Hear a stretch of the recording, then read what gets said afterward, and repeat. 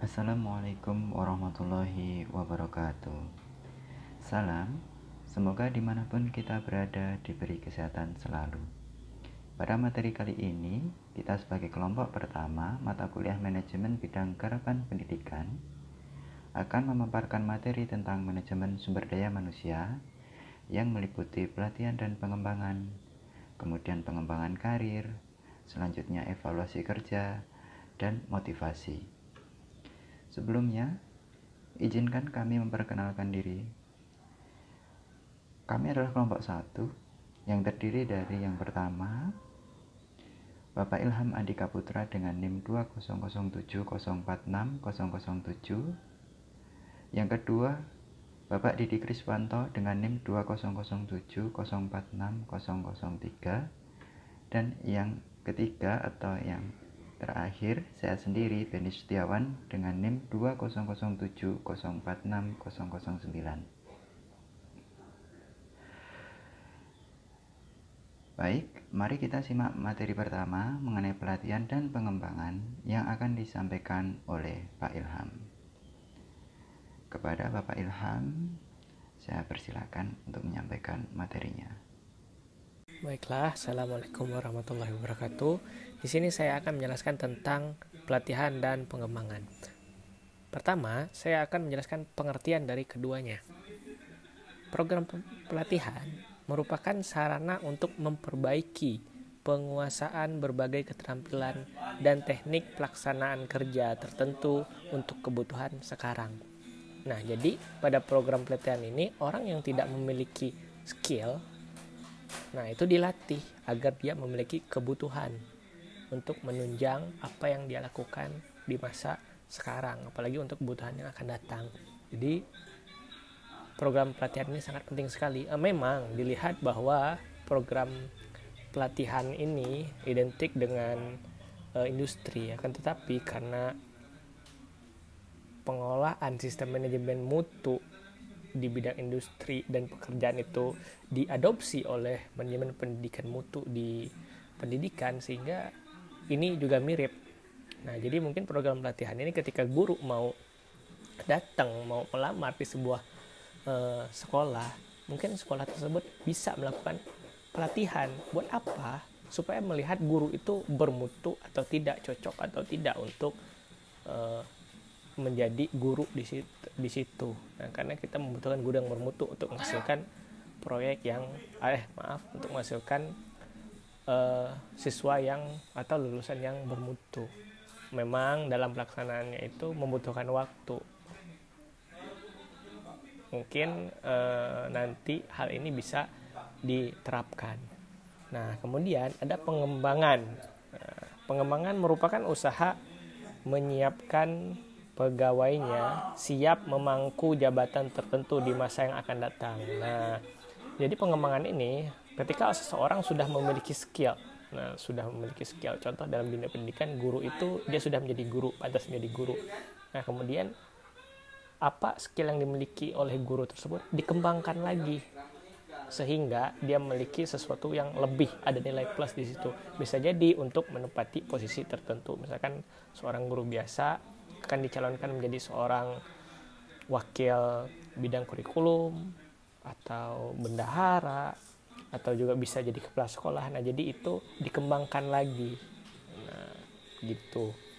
Kemudian saya akan menjelaskan tentang faktor pengembangan SDM dalam pendidikan. Pertama, faktornya itu ada faktor internal. Faktor internal itu meliputi yang pertama misi dan tujuan. Nah, untuk mengembangkan sebuah instansi pendidikan, kita harus tahu dulu apa misi dan tujuan dari sekolah tersebut. Nah, setelah memiliki misi dan tujuan untuk mengembangkan pendidikan di sebuah sekolah, harus ada strategi untuk memenuhi ketercapaian misi dan tujuan. Setelah strategi didapatkan, kita harus melihat dulu sifat dan jenis tujuan. Sifat dan jenis tujuannya itu apakah berjangka panjang atau jangka pendek, sehingga strategi yang digunakan untuk mencapai misi dan tujuan itu tepat. Nah, Yang terakhir ada jenis teknologi. Jenis teknologi itu sesuatu yang menunjang ketercapaian dari itu tadi, misi dan tujuan. Apakah teknologi ataukah ada alat-alat yang menunjang seperti kurikulumnya, metode-metodenya, terus alat-alat yang bisa mempermudah dan mempercepat proses tercapainya misi dan tujuan tersebut dengan strategi dan sifat dan tujuannya yang sudah jelas. Kemudian ada faktor eksternal. Pada faktor eksternal ada yang mempengaruhinya adalah kebijakan. Nah, kita tahu sendiri bahwa kebijakan di Indonesia itu di dunia pendidikan terus berubah. Beda menteri, beda presiden, beda lagi kebijakannya. Nah, itu adalah satu faktor penentu kemajuan faktor pengembangan pendidikan di Indonesia. Terus ada sosial budaya. Kita tahu sosial budaya di Indonesia itu beragam, beda suku, beda wataknya, beda juga cara pendekatannya. Nah, untuk itu perlu ada metode-metode yang tepat di setiap daerah untuk ketercapaian dari proses pengembangan pendidikan. Nah, kita tahu orang-orang di Jawa dengan tutur kata yang lembut, sopan santun. Nah, beda dengan yang di Sumatera. Sumatera terkenal dengan orang yang tegas. Nah, jadi dengan karakteristik sosial budaya yang ada, perlu pendekatan yang berbeda pula. Udah. Kemudian ada perkembangan iptek. Perkembangan iptek itu kita tahu di dunia segala sesuatu itu terus berkembang, terus berubah.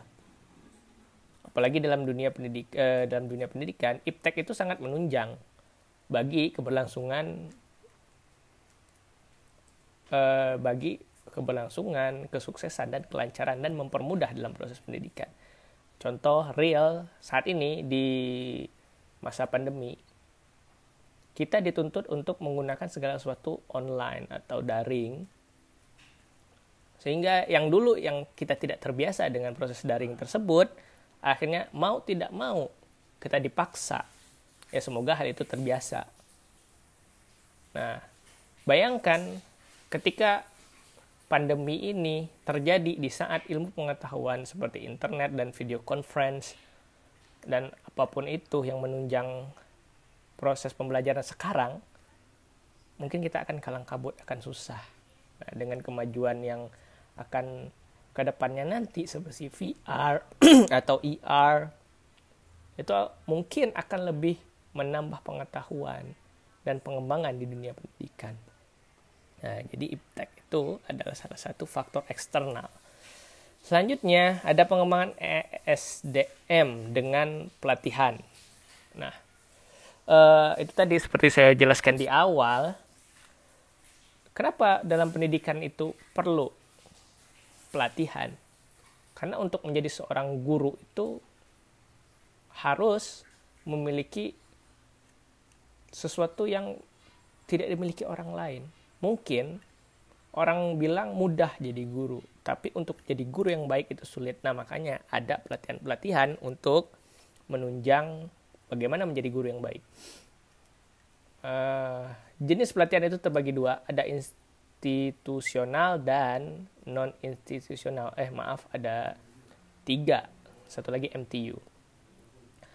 Institusional, bagaimana pelatihan itu dinaungi oleh sebuah instansi.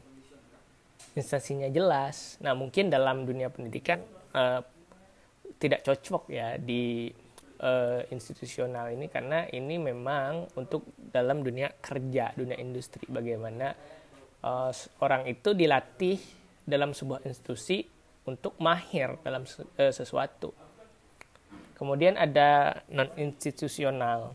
Nah, non-institusional ini pengembangan pelatihan itu tidak melalui lembaga resmi, tidak melalui instansi resmi. Nah, itu bedanya institusional dan non-institusional. Yang ketiga, MTU. MTU ini biasanya dilakukan pelatihan untuk daerah-daerah yang terpencil. Nah, ya ini terdengar industrialistik sekali untuk memenuhi dunia kerja yang industrial, bukan untuk pelatihan pada bidang pendidikan, tapi itu mungkin bisa diadopsi ke depannya nanti. Bagaimana kita tahu di daerah-daerah terpencil itu sangat membutuhkan guru, dan juga mereka berhak mendapatkan sarana pendidikan. Pada MTU ini terjadi kolaborasi antara institusional dan non-institusional. Nah, dan juga MTU ini berkesinambungan, kontinu ya sistemnya. Terus kita akan lihat lagi ada dasar penyusunan program latihan. Nah, pertama, dasar penyusunan program latihan ini dia tidak memiliki skill. Nah, akhirnya dianalisis. Nah, pada dasarnya pertama dianalisis dulu kebutuhan latihan seperti apa yang dibutuhkan oleh individu tersebut. Kemudian dianalisis perencanaan latihan. Nah, bagaimana kita merencanakan kebutuhan yang ia butuhkan atau yang kita butuhkan. Nah, terus buatlah program latihannya. Nah, setelah dibuat programnya, kita susun kurikulum. Setelah susun kurikulum, kita membuat uraian silabus. Nah, ini mirip seperti step-step yang ada di dunia pendidikan, walaupun ini di dunia industri. Karena memang di dalam dunia industri sendiri tidak lepas dari pendidikan juga, karena berkesinambungan itu tadi. Terus ada susunan urutan langkah. Nah, setelah adanya kurikulum, silabus, kita buat langkah-langkahnya untuk memenuhi proses latihan itu agar tercapai dengan baik. Terus ada rencana materi instruksional. Nah, setelah itu buatlah rencana materi, apa yang akan disampaikan, apa yang dilakukan untuk pertama kali. Selanjutnya ada juga dasar penyusunan program latihan, tapi ini sudah memiliki jabatan atau dasar penyusunan program pengembangan. Nah, dilakukan untuk mengembangkan skill. Nah, pertama kita lihat dulu pekerjaannya. Kemudian di sini ada fungsi, tugas, unit keterampilan, dan pelaksanaan pelantikan. Nah, jadi dalam dasar penyusunan program latihan untuk pengembangan ini, dilihat dulu apakah dia pantas untuk berada di posisi itu. Setelah dianalisis, baru buatlah program-program untuk menunjang kelancaran tersebut, supaya dia memiliki skill yang baik dan dipupuk lagi untuk menempati posisi yang akan ditempatinya. Nah, selanjutnya, terakhir saya akan membahas tentang output dan outcome. Nah, ini adalah hasil akhir yang diinginkan dari pelatihan dan pengembangan. Apa itu output? Output adalah lulusan. Nah, lulusan dari hasil pelatihan dan pengembangan itu tadi. Oh iya, bisa juga pelatihan ini outputnya bisa lulusannya. Nah, setelah guru itu dilatih atau siswa itu dilatih oleh guru yang memiliki output yang baik, kan dihasilkan akhirnya menghasilkan lulusan. Nah, dan apa itu outcome? Outcome adalah bagaimana hasil dari lulusan itu mampu menerapkan apa yang didapatkannya. Nah, atau dampak dari proses pelatihan dan juga proses pengembangan. Nah, berarti intinya bagaimana pelatihan dan pengembangan itu menghasilkan outcome. Jadi, ketika seorang guru mengikuti pelatihan tertentu atau mengikuti pelatihan pengembangan tertentu, dia bisa mengembangkan atau memberikan dampak bermanfaat, ilmunya bermanfaat. Tapi bisa kita lihat banyak sekali orang yang mengikuti pelatihan dan pelatihan pengembangan, mereka tidak menerapkan ilmu tersebut. Padahal ilmu yang baik itu adalah ilmu yang bisa digunakan dan diterapkan. Mungkin itu yang dapat saya sampaikan. Kembali lagi ke moderator untuk melanjutkan pemateri. Silahkan. Terima kasih Bapak Ilham yang telah menyampaikan materi mengenai pelatihan dan pengembangan secara jelas sekali. Baik, kemudian saya persilahkan Bapak Didi untuk menyampaikan materi selanjutnya mengenai pengembangan karir dan evaluasi kinerja. Bapak Didi, kami persilakan untuk menyampaikan materinya. Sebelumnya, Assalamualaikum warahmatullahi wabarakatuh. Di sini, saya akan melanjutkan mempresentasikan mengenai materi pengembangan karir dan evaluasi kinerja. Nah, yang pertama kita membahas pengembangan karir. Nah, sebelum kita membahas apa itu pengembangan karir, ada baiknya kita harus mengetahui terlebih dahulu dari pengertian dari karir itu sendiri. Nah, karir merupakan suatu kegiatan pekerjaan dan pengalaman yang dilalui seseorang dalam hidupnya. Karir adalah serangkaian posisi atau jabatan yang dipegang oleh seseorang selama jangka waktu yang relatif lama, biasanya 10 tahun atau lebih. Nah, jika dihubungkan dengan pengertian pengembangan yang sudah dijelaskan oleh Bapak Ilham sebelumnya, di sini kita dapat menyimpulkan bahwa pengembangan karir adalah proses atau kegiatan mempersiapkan pegawai untuk menduduki jabatan dalam lembaga pendidikan di masa yang akan datang. Nah, jadi tujuan dari pengembangan karir ini adalah untuk menyesuaikan antara kebutuhan dan tujuan pegawai dengan kesempatan karir yang tersedia di organisasi saat ini atau saat yang akan datang. Nah, pengembangan karir yang dirancang secara baik akan dapat membantu pegawai dalam menentukan kebutuhan karir mereka sendiri dan menyesuaikan kebutuhan pegawai dengan kebutuhan organisasi atau kebutuhan sekolah. Selanjutnya, ada prinsip pengembangan karir. Nah, di sini ada 4 prinsip pengembangan karir. Yang pertama, guru yang memerlukan promosi kenaikan jabatan fungsional. Nah, dalam kenaikan jabatan tentunya ada beberapa indikator atau kriteria yang harus dicapai oleh seorang guru. Melalui pengembangan karir, guru dapat mempersiapkan diri untuk memenuhi kriteria dalam kenaikan jabatan tersebut. Yang kedua, guru yang belum mencapai standar kinerja berdasarkan penilaian kinerja. Nah, pengembangan karir juga dapat membantu guru dalam mencapai standar kinerja atau kompetensi guru. Melalui pengembangan karir tentunya, guru dapat meningkatkan kualitas kompetensinya. Kemudian yang ketiga, guru yang bermasalah terutama dilihat dari dimensi sosial, moral, dan kepribadian.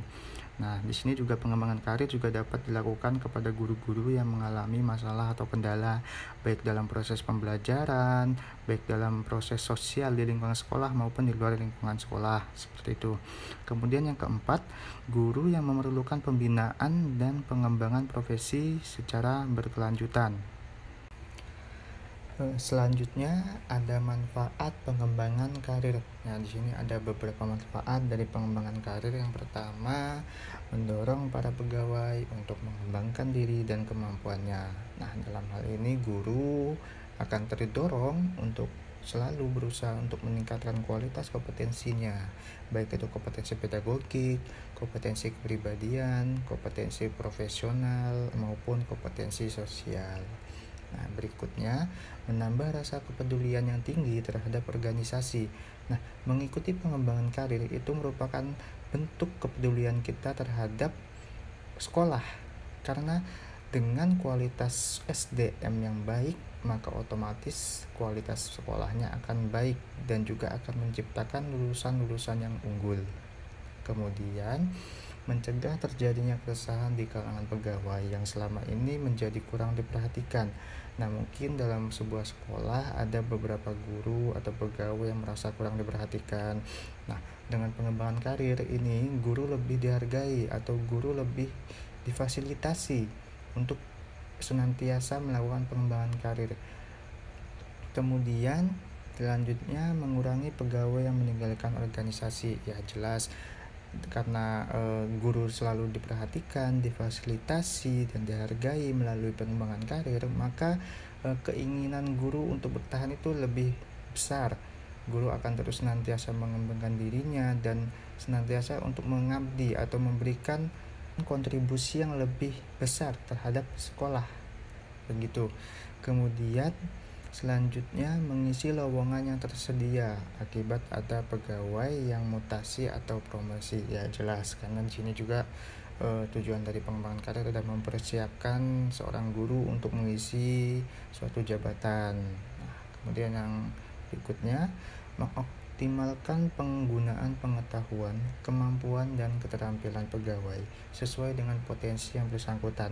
Nah, guru di suatu sekolah pasti memiliki potensi yang berbeda-beda, sama dengan peserta didik memiliki minat bakat yang berbeda-beda. Nah, jadi di sini peran kepala sekolah dalam melakukan pengembangan karir itu cukup besar. Kepala sekolah harus melihat potensi gurunya itu seperti apa. Tidak bisa seorang guru mengikuti pengembangan karir yang tidak sesuai dengan potensinya. Jadi pengembangan karir ini harus diikuti dan dilaksanakan sesuai dengan potensi dari masing-masing pegawai atau masing-masing guru. Kemudian selanjutnya ada faktor-faktor pengembangan karir.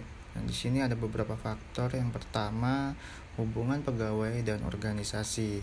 Nah, dalam situasi ideal, pegawai dan organisasi ini berada dalam hubungan yang saling menguntungkan. Nah, dalam keadaan ideal ini, baik pegawai maupun organisasi dapat mencapai produktivitas kerja yang tinggi. Tapi kadangkala keadaan ideal ini gagal untuk dicapai. Ada kalanya pegawai yang sudah bekerja baik, akan tetapi organisasi tidak mengimbangi dengan prestasi pegawai. Seperti itu. Ada organisasi yang tidak menghargai sebuah prestasi yang telah dicapai oleh pegawai-pegawainya. Kemudian yang kedua, personalia pegawai. Nah, dalam manajemen karir atau dalam pengembangan karir, pegawai tertanggung karena ada pegawai lain yang mempunyai personalitas yang menyimpang. Contohnya misalnya pegawai yang apatis itu akan cenderung sulit untuk dikembangkan karirnya. Begitu juga dengan pegawai yang ambisius atau curang. Nah, pegawai ini biasanya memaksakan kehendak untuk mencapai tujuan karirnya. Nah, hal-hal tersebut akan menghambat pengembangan karir pegawai-pegawai yang lain, begitu. Kemudian ada faktor eksternal. Seringkali semua aturan dalam pengembangan karir itu di suatu organisasi menjadi kacau lantaran ada intervensi dari luar atau faktor eksternal.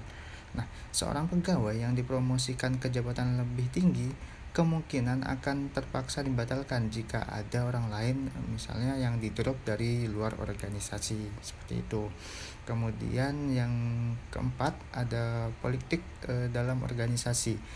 Nah, pengembangan karir pegawai pastinya akan tersendat dan bahkan akan tidak berjalan jika faktor lain seperti hubungan antar teman, nepotisme, dan sebagainya lebih dominan mempengaruhi karir daripada kualitas kerja.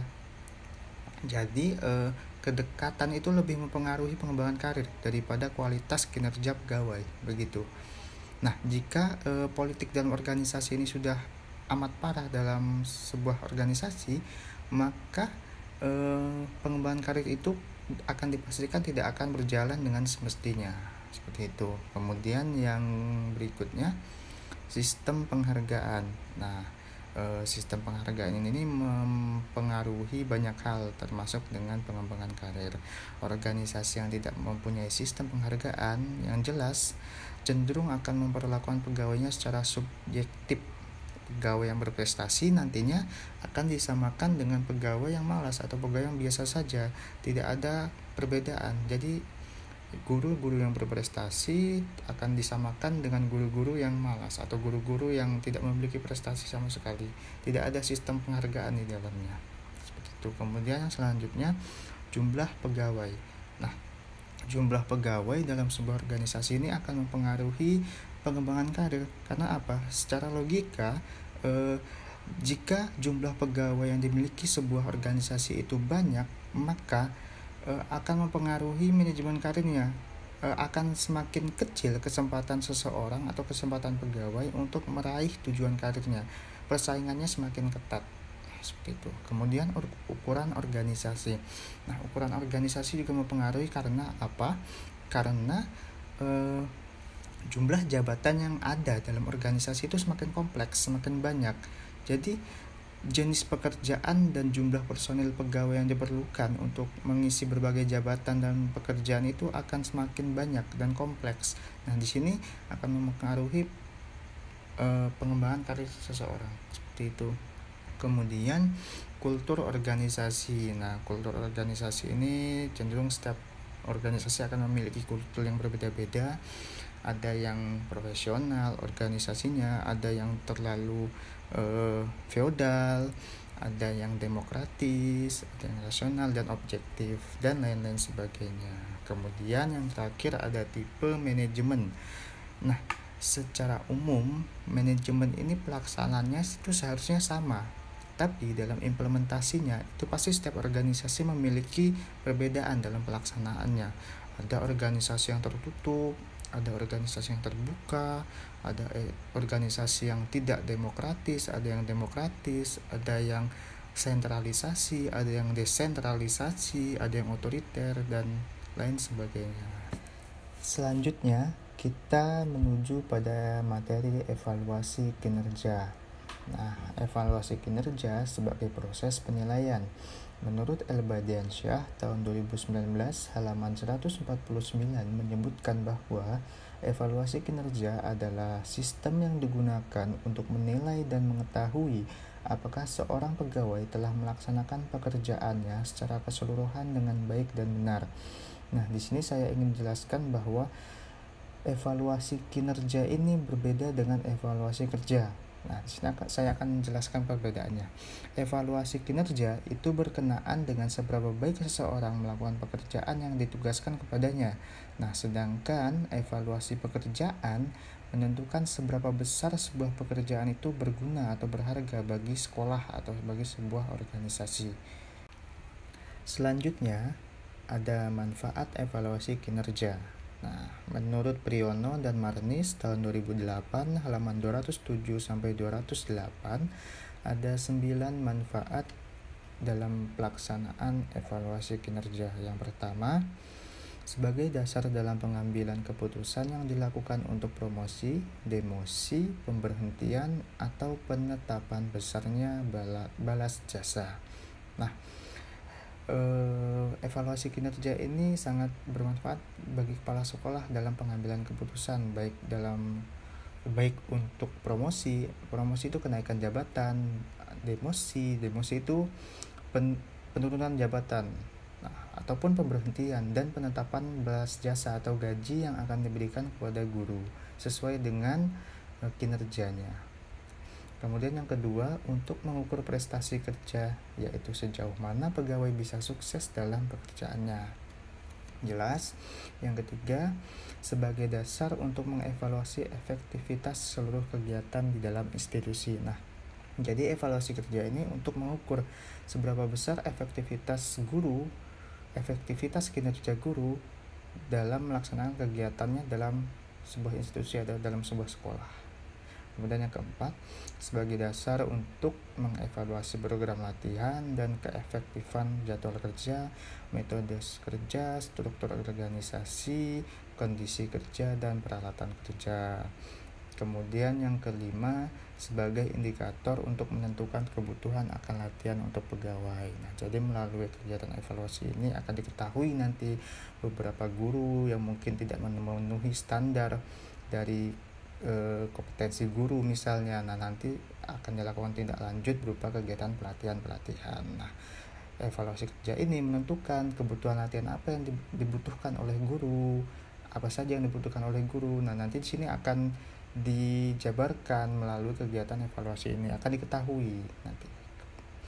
Kemudian yang ke-6, sebagai alat untuk mendorong atau membiasakan para atasan untuk mengetahui minat dan kebutuhan guru. Nah, ini juga untuk kepala sekolah. Jadi melalui evaluasi kerja ini, kepala sekolah dapat mengidentifikasi minat dan kebutuhan guru dalam melaksanakan kerjanya. Kemudian yang ke-7, sebagai alat untuk meningkatkan motivasi kerja pegawai agar mendapatkan performance kerja yang baik. Kemudian yang ke-8, sebagai kriteria di dalam melaksanakan seleksi dan penempatan pegawai. Ini nanti berhubungan pada sebelumnya, yaitu pengembangan karir. Kemudian yang terakhir, yang ke-9, sebagai dasar untuk memperbaiki dan mengembangkan job description. Selanjutnya, metode evaluasi kinerja. Menurut Priyono dan Marnis tahun 2008 halaman 208, pelaksanaan evaluasi kinerja dengan melakukan penilaian kinerja ada berbagai metode. Nah, di sini ada 3 metode. Yang pertama, penilaian yang tidak sistematis. Yang kedua, penilaian sistematis. Dan yang ketiga, penilaian dengan menggunakan manajemen berdasarkan tujuan. Di sini akan saya jelaskan satu persatu. Yang pertama, penilaian yang tidak sistematis. Nah, penilaian yang tidak sistematis ini dilakukan secara dadakan atau dilakukan pada saat ada lowongan saja, tidak konsisten pelaksanaannya. Nah, sebaiknya lembaga pendidikan itu menggunakan pendekatan yang kedua, yaitu pendekatan penilaian yang sistematis. Nah, penilaian yang sistematis dilakukan secara berkala. Penilaian secara sistematis ini mempunyai banyak manfaat bagi sekolah. Yang pertama, misalnya memberikan informasi yang sangat membantu dalam membuat keputusan-keputusan yang menyangkut dengan masalah-masalah seperti promosi atau transfer pegawai.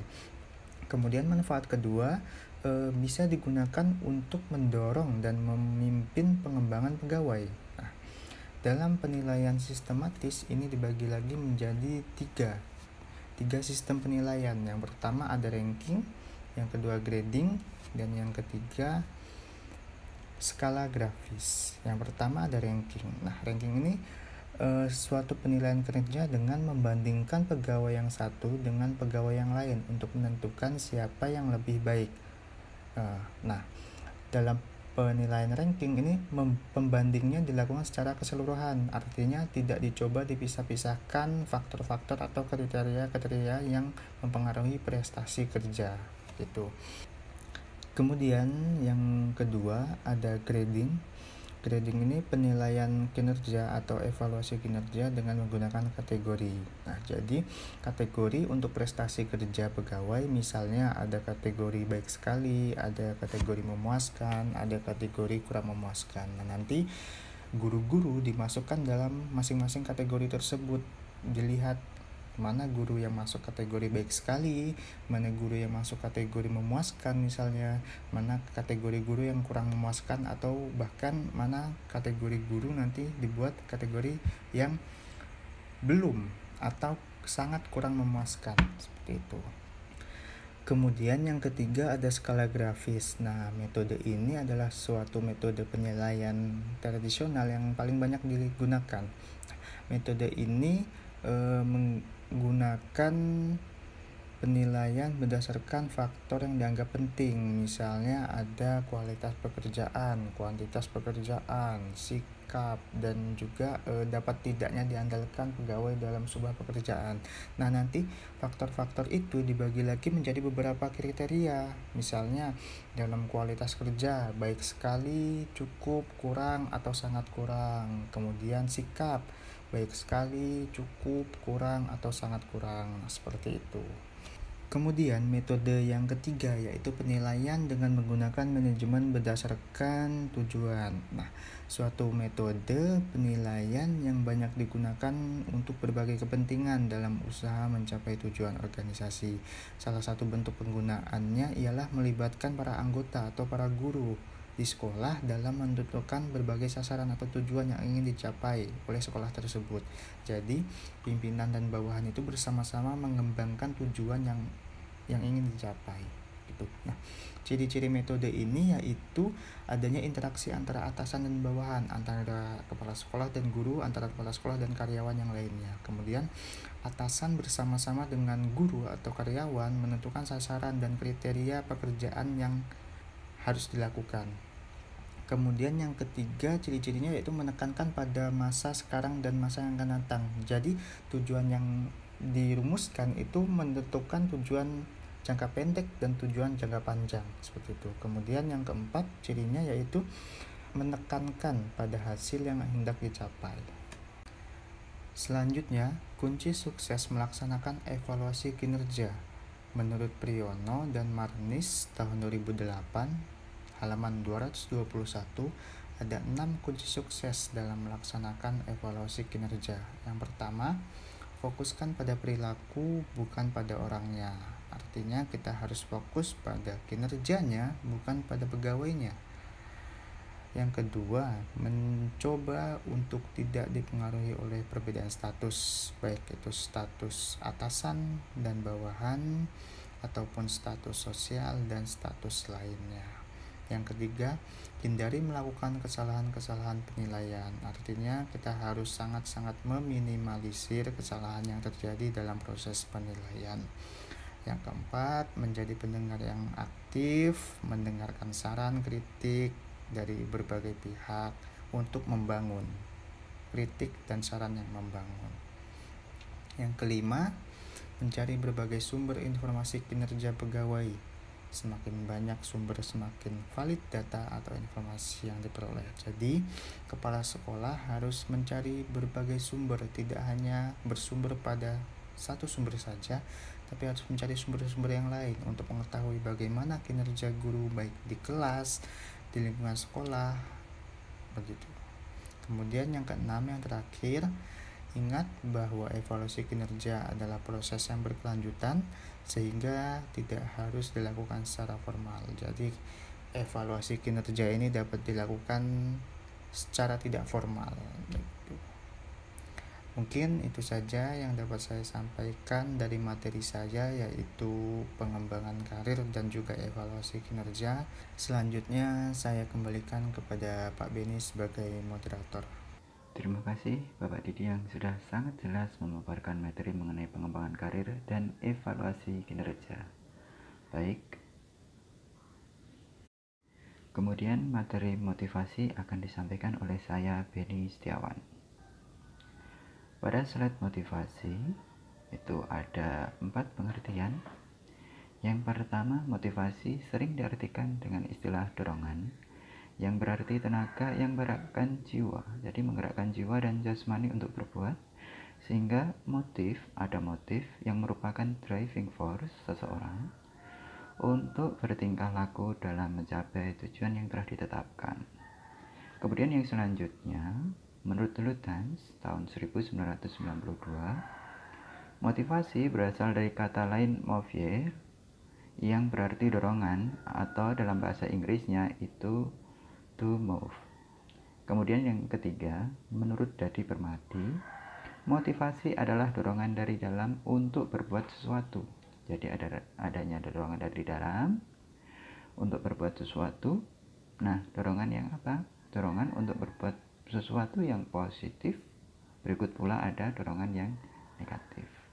Kemudian yang terakhir di sini ada pemaparan mengenai motivasi menurut Hindrahman Ranupandoyo dan Suad Husnan, yang mengartikan motivasi merupakan sebuah proses mencoba mempengaruhi seseorang agar melakukan sesuatu yang kita inginkan. Jadi dapat kita simpulkan, kesimpulannya apa? Bahwa motivasi itu adalah sebuah motif yang bisa berasal dari dalam, yang gunanya untuk mendorong seseorang melakukan sesuatu, baik itu hal yang positif maupun hal yang negatif. Bisa juga merupakan sebuah proses yang mencoba mempengaruhi seseorang agar melakukan sesuatu yang diinginkan. Kemudian beranjak ke slide selanjutnya, yaitu mengenai motif individu. Macam-macam motif individu dapat dibedakan sebagai berikut, yaitu menurut 2 pendapat. Yang pertama menurut Murray, yang kedua menurut Kuipers. Murray membedakan motif ke dalam 2 macam, yaitu motif primer dan motif sekunder. Motif primer adalah motif individu yang bersifat bawaan atau biologis, atau merupakan motif dasar yang ada pada diri individu dari dalam individu dan berhubungan dengan kebutuhan jasmani untuk kelangsungan hidupnya. Kemudian motif sekunder yang dimaksud Murray adalah merupakan motif yang timbul karena adanya pengaruh lingkungan eksternal. Artinya motif yang muncul karena adanya interaksi dengan lingkungannya. Itu motif individu menurut Murray. Kemudian motif individu menurut Kuipers, yaitu beliau membedakan motif menjadi motif biologik motif sosiologik dan motif teologik, di mana motif biologik adalah motif yang berhubungan dengan kebutuhan kelangsungan hidup seseorang. Nah, kemudian motif sosiologik adalah motif yang mengadakan hubungan atau kebutuhan yang berkaitan dengan interaksi dengan individu yang lain. Dan yang terakhir, motif teologik yaitu motif yang mendorong individu untuk mengadakan hubungan dengan Sang Pencipta atau Tuhan. Jadi ada tambahan pada keywords itu pada motif teologik. Motif dorongan yang dilakukan individu untuk mengadakan hubungan dengan Tuhan atau Sang Pencipta. Kemudian pada slide konsep motivasi atau di slide selanjutnya, pada slide konsep motivasi terdapat 3 model. Yang pertama model tradisional, kemudian ada model hubungan manusia dan model sumber daya manusia. Yang model tradisional terlebih dahulu yaitu untuk memotivasi pegawai agar gairah kinerja meningkat, perlu diterapkan sistem insentif dalam bentuk uang atau barang kepada pegawai yang berprestasi. Jadi konsep yang begitu tradisional sekali, dengan memberikan insentif berupa uang atau barang untuk menunjang kinerja supaya kinerjanya meningkat. Itu yang model tradisional. Kemudian model hubungan manusia yaitu memotivasi pegawai agar gairahnya meningkat, gairah kinerja maksudnya, yaitu dengan mengakui kebutuhan sosial mereka dan membuat mereka merasa berguna serta penting. Jadi model hubungan manusia itu seperti itu, untuk memotivasi pegawai agar gairah kinerjanya meningkat dengan mengakui kebutuhan sosial, kemudian membuat mereka merasa berguna dan penting. Selanjutnya dan yang terakhir yaitu model sumber daya manusia. Pegawai dimotivasi oleh banyak faktor, bukan hanya uang atau barang, tetapi juga kebutuhan akan pencapaian dan pekerjaan yang berarti. Ini model yang termasuk baru, jadi tidak hanya uang atau barang, melainkan untuk menunjang gairah kerja di tingkat pegawai, khususnya di sekolah, kemudian guru dan sebagainya, itu yaitu dengan capaian atau pekerjaan, prestasi di sekolah menghasilkan apa, seperti itu. Jenis motivasi pada slide selanjutnya. Dalam jenis motivasi di slide ini terdapat 2, yaitu motivasi intrinsik dan motivasi ekstrinsik. Motivasi intrinsik adalah motif-motif yang menjadi aktif atau berfungsinya tidak perlu dirangsang dari luar, karena dalam diri setiap individu sudah ada dorongan untuk melakukan sesuatu. Jadi ada dorongan dari dalam. Kemudian motivasi ekstrinsik yaitu motivasi yang motif-motif tersebut aktif dan berfungsi karena adanya rangsangan dari luar, baik dari lingkungan dan mungkin ada pengaruh seseorang yang dijadikan panutan dan lain sebagainya. Pada slide selanjutnya kita akan berbicara tentang teori motivasi. Teori motivasi itu dibedakan menjadi 2. Yang pertama ada teori motivasi kepuasan atau content theories. Kemudian yang selanjutnya adalah teori motivasi proses. Kita menuju ke teori motivasi kepuasan atau content theory yang disampaikan oleh beliau, seorang ilmuwan bernama Abraham Maslow pada tahun 1943 sampai 1970. Teori Abraham Maslow atau teori motivasi Abraham Maslow mengemukakan bahwa pada dasarnya semua manusia itu memiliki kebutuhan pokok. Kemudian beliau juga memaparkan mengenai kebutuhan pokok manusia. Yang pertama itu ada kebutuhan fisiologis, rasa lapar, rasa haus, dan sebagainya. Kemudian yang kedua ada kebutuhan rasa aman, yaitu merasa aman dan terlindung jauh dari bahaya. Kemudian yang ketiga yaitu kebutuhan akan rasa cinta dan rasa memiliki. yang berarti berafiliasi dengan orang lain, diterima, memiliki. Kemudian yang nomor 4, kebutuhan akan penghargaan, berprestasi, berkompetensi, dan mendapatkan dukungan. Kemudian yang terakhir adalah kebutuhan aktualisasi diri, yaitu mengetahui, memahami potensi-potensi tersebut, potensi-potensi yang dimilikinya. Kemudian teori motivasi Herzberg pada tahun 1966. Ada 2 faktor ada faktor kesehatan, ada faktor motivasi intrinsik. Faktor kesehatan termasuk dalam faktor yang ekstrinsik menurut Herzberg, yaitu faktor lingkungan yang menyebabkan ketidakpuasan yang meliputi supervisi, kondisi kerja. Kesehatan itu sendiri kondisinya bagaimana, hubungan interpersonal, bayaran dan keamanan. Kemudian ada kebijakan organisasi. Kemudian yang selanjutnya ada faktor motivasi yang dimasukkan dalam faktor intrinsik, yaitu faktor yang menyebabkan kepuasan, meliputi prestasi, penghargaan, pekerjaan itu sendiri, tanggung jawab, pertumbuhan dan perkembangan. Kemudian ada achievement theory menurut McClelland pada tahun 1961, yaitu merupakan suatu teori yang menyatakan bahwa pencapaian, kekuasaan, dan afiliasi adalah 3 kebutuhan pokok yang penting dan dapat membantu dalam menjelaskan motivasi itu sendiri. Jadi ada pencapaian, kekuasaan, dan afiliasi, 3 kebutuhan yang bisa menjelaskan tentang motivasi. Kemudian kita beranjak ke teori yang selanjutnya, yaitu teori motivasi proses. Teori motivasi proses ini dipaparkan oleh banyak sekali expert atau ahli. Yang pertama ada teori motivasi Douglas McGregor, mengemukakan mempunyai pendapat 2 pandangan manusia, yaitu teori X negatif dan teori Y positif.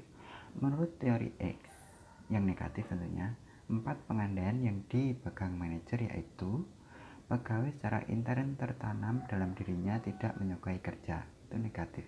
Kemudian pegawai tidak menyukai kerja, mereka harus diawasi atau diancam dengan hukuman untuk mencapai tujuan. Kemudian yang ketiga, pegawai akan menghindari tanggung jawab. Kemudian pegawai akan menaruh keamanan.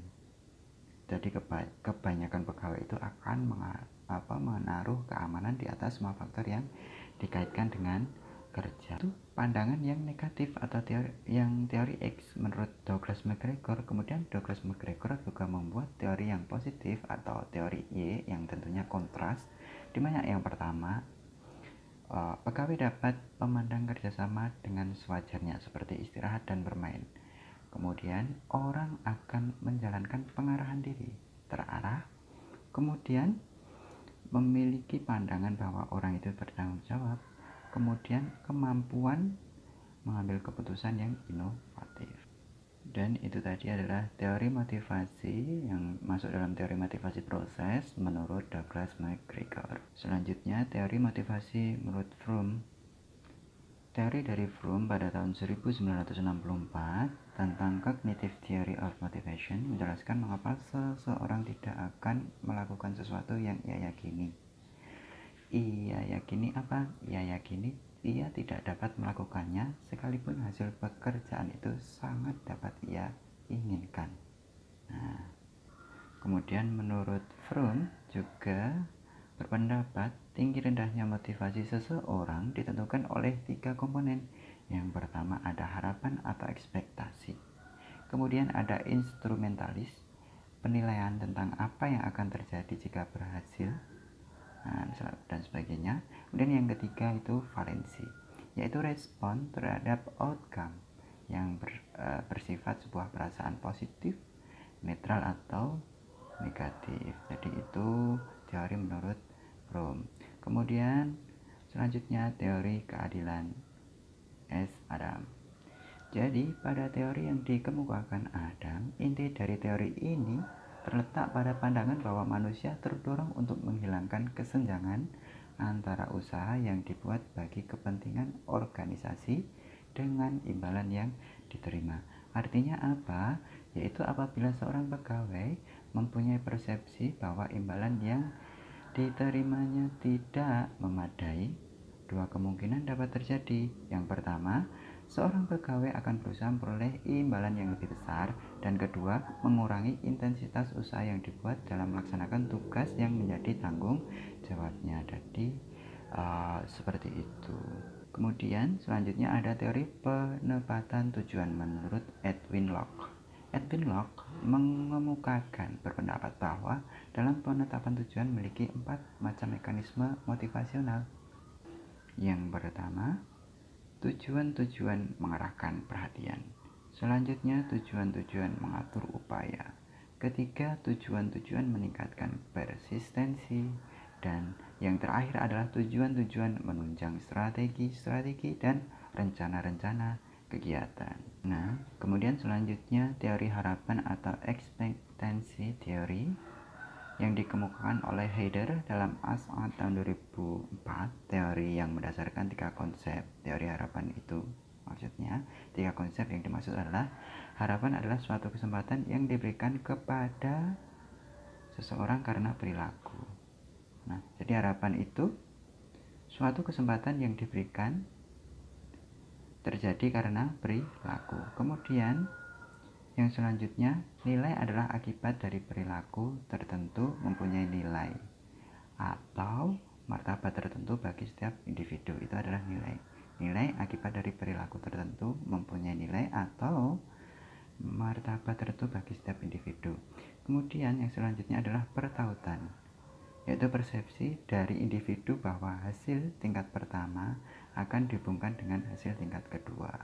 Jadi 3 konsep menurut teori harapan oleh Heider, yaitu yang pertama tadi bisa kita simpulkan, yaitu ada harapan merupakan suatu kesempatan yang diberikan karena terjadi perihal gitu ya, kesempatan yang diberikan terjadi karena perilaku seperti itu. Kemudian ada nilai yang nomor 2. Kemudian adanya pertautan. Pertautan itu apa? Persepsi dari individu bahwa hasil tingkat pertama akan dihubungkan dengan hasil tingkat yang selanjutnya. Kemudian selanjutnya adalah teori tujuan sebagai motivasi. Dalam bekerja, tujuan merupakan sebuah hal yang ingin dicapai, dan tujuan merupakan bukan harapan. Jadi tujuan itu jangan sampai cuma menjadi harapan. Tujuan adalah sesuatu yang akan dan harus dicapai. Itu akan menjadikan motivasi. Kemudian implementasi dari teori ini di lingkungan suatu lembaga, kaitannya di sekolah gitu. Seperti itu, untuk memajukan sekolah gitu.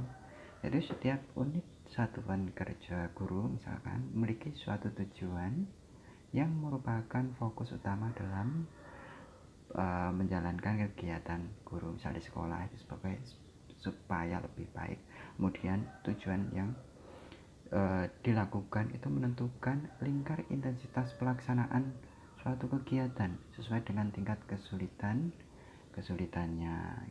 Kemudian tujuan yang sulit menimbulkan kegigihan dan ketekunan untuk mencapainya. Jadi dalam sekolah itu terkadang memiliki sebuah misi untuk mencapai tujuan, dan tujuan itu seakan sulit, namun untuk mencapai tujuan tersebut maka kita sebagai pengajar itu ditantang seolah ayo kita sebagai pengajar di era sekarang harus mampu dalam hal capaian, mampu dalam hal menggunakan teknologi untuk meraih tujuan. Jadi itulah berbagai teori motivasi yang disampaikan dalam slide ini. Nah, pada slide selanjutnya ada teori motivasi yang merupakan anak tangga. Ini merupakan teori motivasi dari Abraham Maslow yang diibaratkan sebuah anak tangga dari bawah menuju ke atas, dari fisiologis, kemudian naik rasa aman, naik lagi cinta dan kasih sayang, kemudian naik lagi menuju penghargaan, dan yang paling tinggi yaitu aktualisasi diri atau self actualizations. Tadi dalam teori motivasi ini menunjukkan bahwa konsep motivasi yang diinginkan manusia pertama itu fisiologis. yaitu tentang fisiologisnya. Rasa lapar, rasa haus, dan lain sebagainya. Ketika itu sudah terpenuhi, maka menginginkan selanjutnya rasa aman, kemudian menginginkan selanjutnya cinta dan kasih sayang, selanjutnya lagi penghargaan. Sudah terpenuhi semua, maka menginginkan terpenuhi tentang aktualisasi diri. Kemudian pada slide selanjutnya, setelah tadi tentang teori motivasi, kita membahas tentang ganjaran sebagai motivasi atau insentif dalam kaitannya buku panduan yang kita kutip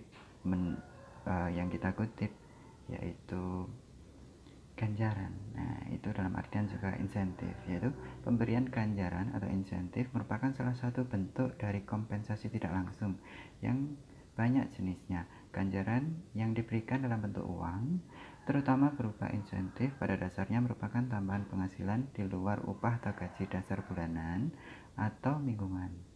Oleh karena itu, nilai sangat penting bagi para pekerja karena akan berpengaruh langsung bagi peningkatan kesejahteraan atau perbaikan kondisi sosial ekonomisnya. Nah, di sini kaitannya pekerja yang dimaksud adalah apa? Di sini adalah para pengajar, atau di situ ada staf-staf di sekolah yang berperan aktif untuk memajukan sekolah. Jadi adanya insentif, dengan adanya insentif maka peran-peran pengajar, kemudian staf-staf di sekolah, kemudian banyak hal yang tentunya mengembangkan apa yang sudah didapatkan di lingkungan pembelajaran kemudian diterapkan di sekolah untuk memajukan sekolah. Maka guru, staf di bidang apapun, mulai dari yang paling tinggi jabatannya sampai yang baru masuk, guru baru, itu akan adanya motivasi, adanya peningkatan semangat, gairah untuk mengajar, gairah untuk melakukan administrasi secara rapi, rajin, dan lain sebagainya.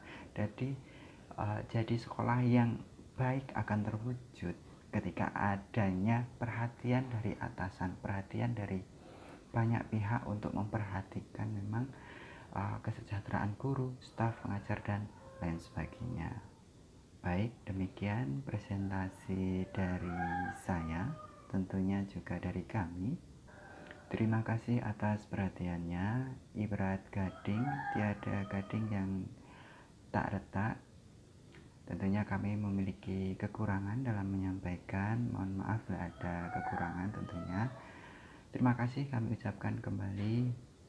Demikian presentasi dari kami mengenai manajemen sumber daya manusia, meliputi pelatihan dan pengembangan, kemudian pengembangan karir, ada evaluasi kinerja dan motivasi. Wassalamualaikum warahmatullahi wabarakatuh.